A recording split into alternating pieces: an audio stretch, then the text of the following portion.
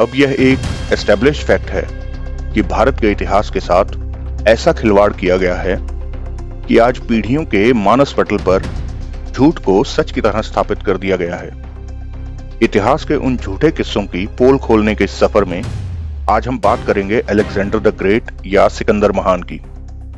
क्या सिकंदर सचमुच भारत में विजयी हुआ था या ये केवल गढ़ी हुई कहानी है? हम आपके लिए गहन रिसर्च करके कुछ ऐसे तथ्यों को खोज लाए हैं जो आज तक पहले कभी पेश नहीं किए गए। उन्हें जानने के बाद आप हैरान हुए बिना न रह पाएंगे और हर देशभक्त भारतीय का सीना गर्व से चौड़ा हो जाएगा। इस कहानी की सत्यता को परखते हुए उन्हीं तथ्यों के आधार पर आज हम ये स्थापित कर देंगे कि सिकंदर भारत से पराजित होकर भागा था। आप इस वीडियो के अंत तक हमारे साथ बने रहिएगा।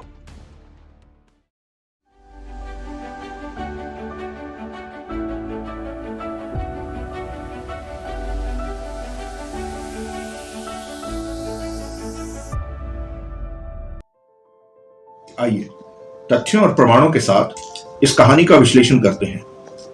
मुख्य धारा में जो कहानी प्रचलित है वो कुछ इस प्रकार से है।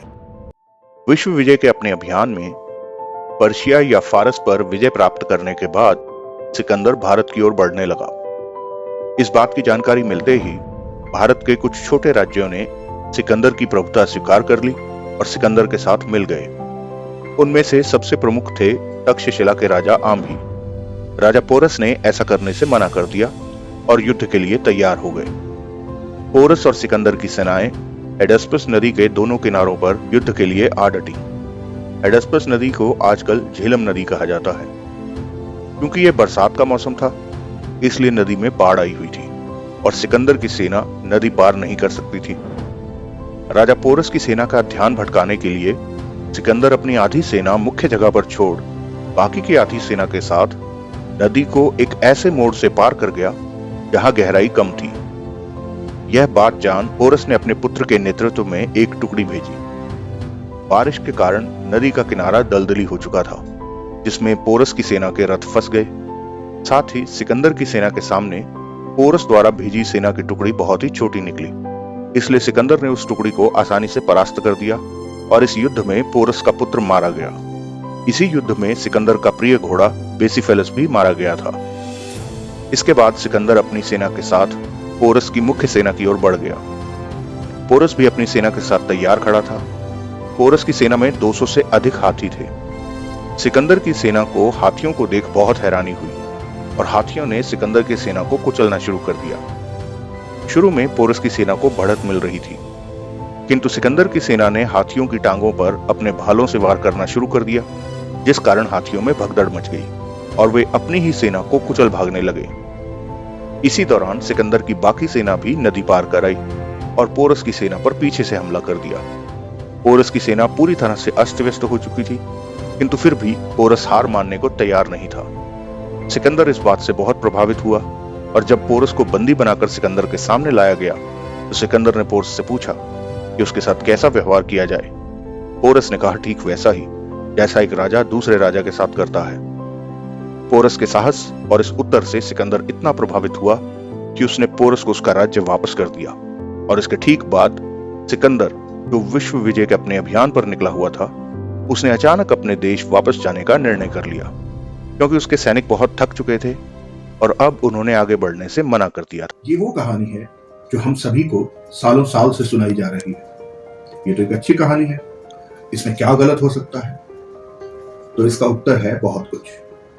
इस कहानी में बहुत सी कमियां खामियां हैं। इस कहानी को प्रूव करने के लिए कोई भी वैलिड प्रूफ, कोई ठोस सबूत, कोई भी रिकॉर्ड नहीं है। तो चलिए आज इस कहानी के धागे खोलकर इस झूठ पर से पर्दा उठाते हैं, वो भी तथ्यों सहित विद प्रूफ। सबसे पहले यह कहानी जो हमें दशकों से पढ़ाई सुनाई जा रही है, ये यूनानी नैरेटिव पर आधारित कहानी है। भारतीय स्रोतों में सिकंदर या उसके आक्रमण का कोई रिकॉर्ड नहीं है और सबसे आश्चर्य की बात यह है कि जहां यह युद्ध हुआ बताया जाता है, वहां से कुछ ही दूरी पर दुनिया के सबसे उत्कृष्ट और प्राचीन विश्वविद्यालयों में से एक तक्षशिला विश्वविद्यालय स्थित था, जो उस समय इतना सक्रिय था कि वहां किसी भी समय दुनिया भर से आए 10,000 से अधिक विद्वान होते थे। साथ ही इस घटना के कुछ वर्षों बाद ही वहां के छात्रों और आचार्यों द्वारा बनाई गई सेना और योजनाओं के कारण मगध के शक्तिशाली नंद साम्राज्य का पतन हो गया था। और इसके अतिरिक्त उस युद्ध में तक्षशिला का तत्कालीन राजा आम्भी सिकंदर का सहयोगी बताया जाता है, उस पक्ष का एक सहयोगी जिसने युद्ध जीता, किंतु फिर भी ऐसे किसी युद्ध का कोई उल्लेख नहीं है। यह कितना आश्चर्यजनक है। किंतु वहीं हमारे पास सिकंदर के तथाकथित उत्तराधिकारी सेल्यूकस निकेटर के रिकॉर्ड्स हैं, जिसने सिकंदर के आक्रमण के कुछ ही वर्षों बाद फिर से भारत पर आक्रमण करने की कोशिश की और चंद्रगुप्त मौर्य के हाथों पराजित हुआ। तो फिर सिकंदर का उल्लेख क्यों नहीं है? यदि ऐसा सच में कुछ हुआ था तो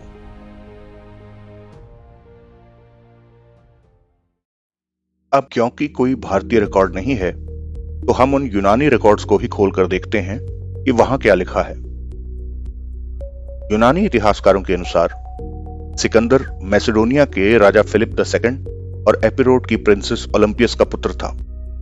जहां राजा फिलिप अपनी राजनीतिक निपुणता और बुद्धि चातुर्य के लिए विख्यात था, तो वहीं ओलंपियस असंस्कृत, अशिक्षित, अभिचारिणी और आलसी महिला थी।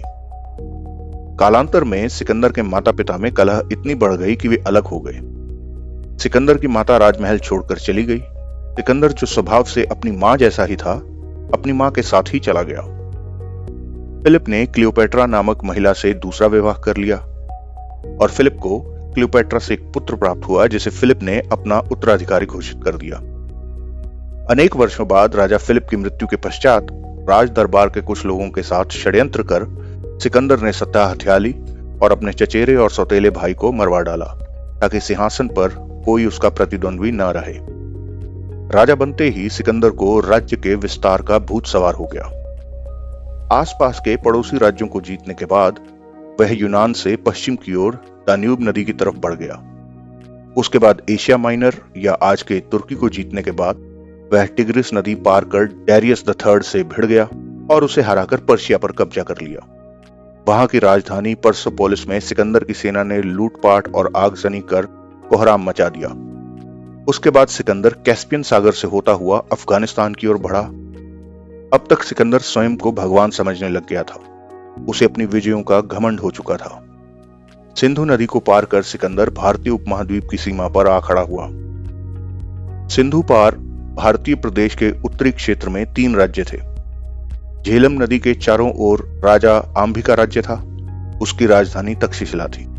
चेनाब से लगते क्षेत्रों पर राजा पोरस का राज्य था और उसके आगे कश्मीर के इलाकों में राजा अभिसार का राज्य था। राजा आम्भी और पोरस में पुरानी शत्रुता थी।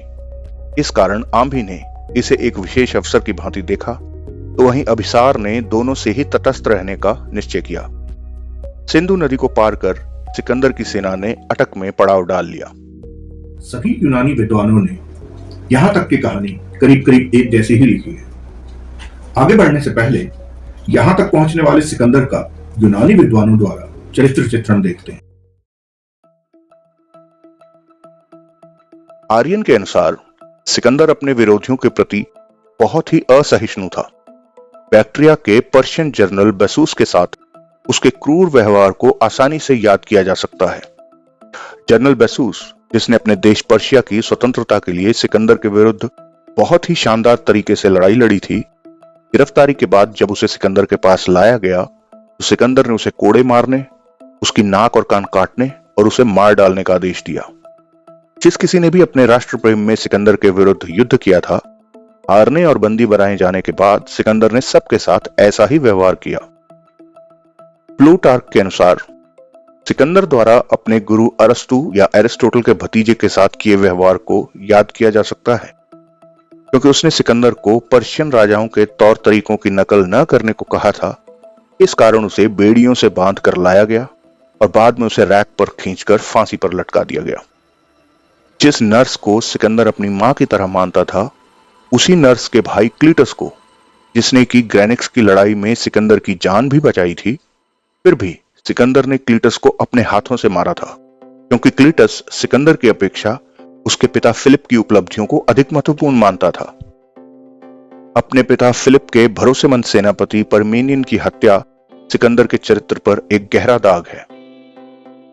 मसागा के युद्ध के बाद सिकंदर की आज्ञा लेकर जो सैनिक जाना चाहते थे और जिन्हें सिकंदर ने जाने की आज्ञा दे भी दी थी, सिकंदर ने रात के अंधेरे में उनकी निर्मम हत्या करवा दी, केवल इसलिए क्योंकि वे उसे छोड़कर जा रहे थे। ये तो केवल कुछ उदाहरण है। सिकंदर का पूरा तूफानी अभियान समृद्ध शहरों के विनाश, महिलाओं से दुराचार, बच्चों और बुजुर्गों सहित सभी के नरसंहार से भरा हुआ है। यदि इतिहास में हुए रेशियल बाइसेस को शामिल नहीं किया जाए तो विश्व में अब तक देखे गए सबसे क्रूर और बर्बर व्यक्तियों में से एक सिकंदर होगा। जवाहरलाल नेहरू तक ने अपनी पुस्तक glimpses of the world history में स्वयं लिखा है कि सिकंदर की मृत्यु 33 वर्ष की आयु में हो गई थी। वह घमंडी और अहंकारी था और कभी कभी बहुत क्रूर और हिंसक भी था। वह खुद को लगभग भगवान जैसा समझता था। क्रोध या क्षणिक सनक में आकर उसने अपने कुछ सबसे अच्छे दोस्तों को मरवा डाला था और महान शहरों को उनके निवासियों के साथ नष्ट कर दिया था। आइए अब यूनानी विद्वानों द्वारा युद्ध के विवरणों के कुछ अंश देखते हैं। प्लूटार्क के अनुसार अभिसार पोरस के साथ मिलने वाला है। इस डर से ही सिकंदर ने आधी तैयारी के साथ मोर्चा खोल दिया। जस्टिन के अनुसार ज्यों ही युद्ध आरंभ हुआ, पोरस ने महाविनाश का आदेश दे दिया था। इतिहासकार कर्टियस के अनुसार सिकंदर झेलम के दूसरी ओर पड़ाव डाले खड़ा था। सिकंदर की सेना का एक भाग झेलम के एक द्वीप पर पहुंच गया था। पोरस के सैनिक उस द्वीप पर तैर कर पहुंचे। उन लोगों ने घेरा डालकर यूनानी अग्रिम दल पर हमला बोल दिया। उन्होंने अनेक यूनानी सैनिकों को मार डाला। मृत्यु से बचने के लिए अनेक यूनानी नदी में कूद गए, किंतु वे सब उसी में डूब गए। इतिहासकार एरियन के अनुसार पोरस के पुत्र ने सिकंदर के घोड़े को मार डाला और सिकंदर को घायल कर दिया था। सिकंदर घोड़े से गिर गया था और इससे पहले कि उस पर कोई वार होता, उसके सहायकों ने आकर उसे बचा लिया था। कर्टियस ने युद्ध के वृत्तांत को कुछ इस प्रकार लिखा है कि सबसे भयानक दृश्य वह था जब यूनानी सैनिकों को हाथी अपनी सूंड से पकड़कर अपने सर से ऊपर उठा देते थे और हाथी पर सवार सैनिक उनके सर धड़ से अलग कर देते थे। डायोडोरस के अनुसार हाथियों ने अपने विशाल आकार और ताकत का अच्छा इस्तेमाल करते हुए दुश्मनों को अपने पैरों तले रौंद कर मार डाला। साथ ही कई सैनिकों को उन्होंने अपनी सूंडों से ऊपर उठाया और फिर बड़ी हिंसा के साथ जमीन पर पटक दिया। कई अन्य को अपने दांतों से छेद कर एक पल में ही जीवन से वंचित कर दिया। इतिहासकार एरियन हमें यह भी बताता है कि विशाल जानवरों ने पैदल सेना की पंक्तियों पर हमला किया और वो मैसिडोनियन सेना को कुचलते चले गए। इन वृत्तांतों से एक और बात जो स्पष्ट होती है वो यह है कि युद्ध या तो सूखी जमीन पर लड़ा जा रहा था या जमीन इतनी गीली नहीं थी कि उसमें कोई फंस जाए।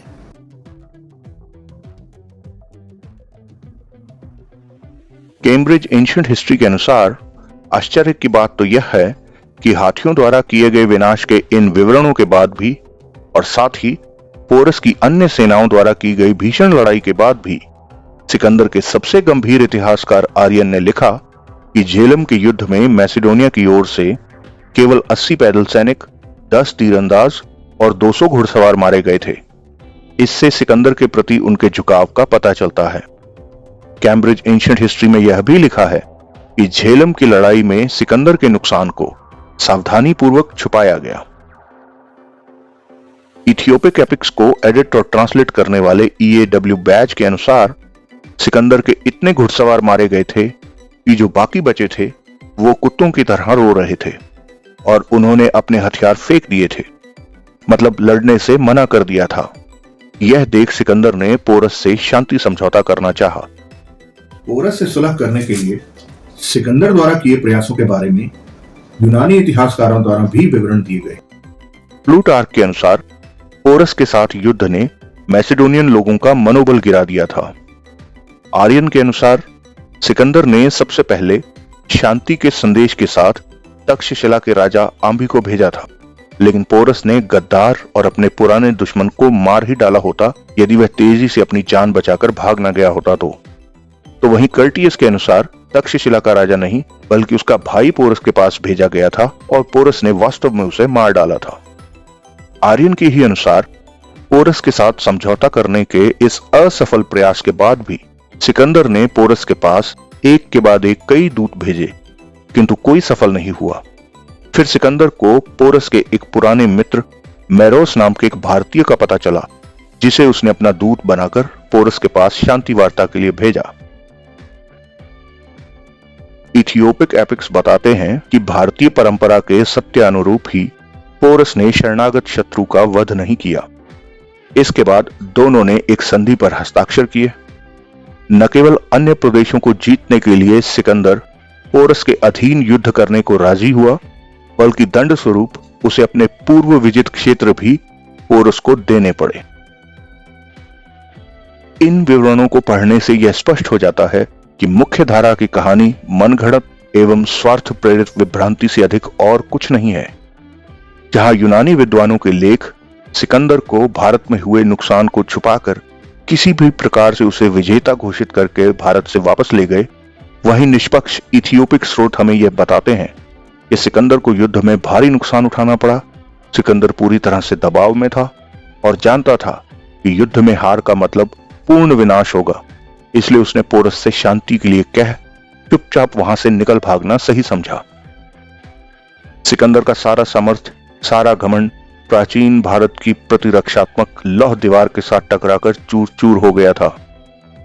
डारियस की तरह पोरस का भी सर उड़ाने की इच्छा लेकर युद्ध मैदान में पहुंचे सिकंदर को अपनी जान बचाकर वापस जाने के लिए अपने जीते हुए प्रदेशों को पोरस के अधीन करना पड़ा, और वापस जाने के लिए सिकंदर को उन्हीं प्रदेशों से होकर वापस जाने की अनुमति नहीं मिली।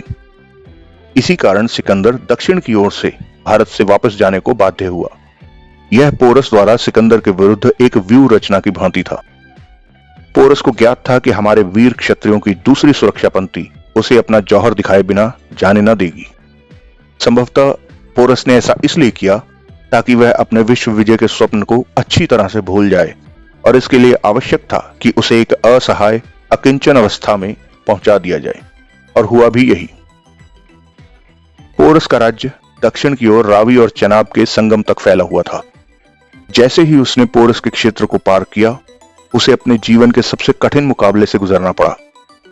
उत्तर पश्चिम के स्वतंत्र कबीलों मलोई और अश्वाक जनजाति के संयुक्त विरोध में न केवल उसका क्षत्रप निकानोर बल्कि उसकी आधी सेना भी नष्ट हो गई थी, और यह सिकंदर के अचानक पीछे हटने और सिंध, बलूचिस्तान और मकरान के रेगिस्तान से भागने का असली कारण था। अतः इतिहास को यह अवश्य ही ध्यान में रखना चाहिए कि पोरस वह महान शासक, नेता और राजनीतिज्ञ था जिसने सिकंदर के अभिमान और उसकी सेना को चूर चूर कर दिया था, और निर्मद, शुकाकुल एवं प्रायश्चितकर्ता के रूप में ही सिकंदर को घर वापस जाने के लिए बाध्य कर दिया था। प्राचीन काल में भारतीय सेनाएं इतनी सावधान और सतर्क रहती थी कि वे किसी भी प्रकार के सशस्त्र आक्रमण को सहन नहीं करती थी, और न केवल मुंह तोड़ उत्तर देती थी, अपितु आक्रांता को शारीरिक और मानसिक तौर पर जड़ मूल से तोड़ कर रख देती थी। प्रत्येक नागरिक एक सैनिक हुआ करता था, और किसी भी प्रकार का अपवित्र दया भाव राष्ट्रभक्ति का स्थान नहीं ले पाता था। व्यास के तट तक पहुंचते पहुंचते सिकंदर के बचे कुचे सैनिकों ने भी अपने हथियार त्याग दिए थे, क्योंकि शस्त्रधारी होने के कारण उन्हें प्रत्येक पग पर ललकारा जा रहा था, रोका जा रहा था। पोरस के साथ सिकंदर और इसके यूनानी सैनिकों का युद्ध उनका अंतिम महान संघर्ष था, जिसकी भयावह स्मृतियां उनके लिए हृदय कंपित कर देने वाली थी। जिन मार्गों से सिकंदर वापस जा रहा था, वहां भूखे मरते यूनानी सैनिकों ने असावधान नागरिकों और यात्रियों को लूटना शुरू कर दिया था। जो विश्व विजय के लिए निकले थे, वो मामूली चोर लुटेरे बनकर रह गए थे। शेष विश्व, विशेषकर पश्चिम ने अपने व्हाइट मैन होने के घमंड के चलते क्यों कभी सिकंदर की पराजय को स्वीकार नहीं किया, यह तो समझ में आता है, किंतु भारत के इतिहासकारों ने भी अपने नेहरूवादी वामी इस्लामी मानसिकता के कारण कभी भी इन तथ्यों को कोई महत्व नहीं दिया। क्या यह बौद्धिक रूप से देशद्रोह करने जैसा नहीं है? कॉमन सेंस का प्रयोग करने वाले किसी भी सामान्य व्यक्ति को इन तथ्यों को देखने के बाद किसी भी प्रकार का कोई संदेह नहीं रह जाएगा कि सिकंदर भारत से न केवल पराजित होकर बल्कि बुरी तरह से अपमानित होकर लौटा नहीं, भागा था। हमने इस विषय से संबंधित सभी रेफरेंसेस और स्टडी मटेरियल्स के लिंक्स और नाम डिस्क्रिप्शन बॉक्स में दे दिए हैं, ताकि यदि कोई चाहे तो अधिक विस्तार से अध्ययन कर सके। आपसे हमारा अनुरोध है कि इस सच को आगे बढ़ाने में हमारा साथ दें और इस वीडियो को जितना हो सके उतना अधिक शेयर करें। अगले भाग में देखिए, न कभी कोई आर्य जाति थी और न ही कभी आर्य भारत के बाहर से आए थे। ये केवल पश्चिमी कॉलोनियल मानसिकता द्वारा गढ़ी एक और कहानी है। ऐसा उन्होंने क्यों किया, इसे जानने के लिए आप हमारे अगले एपिसोड की प्रतीक्षा करें। ये वीडियो आपको कैसा लगा, अपने विचार हमें कमेंट्स में अवश्य बताइएगा। इस वीडियो को देखने के लिए आपका बहुत धन्यवाद।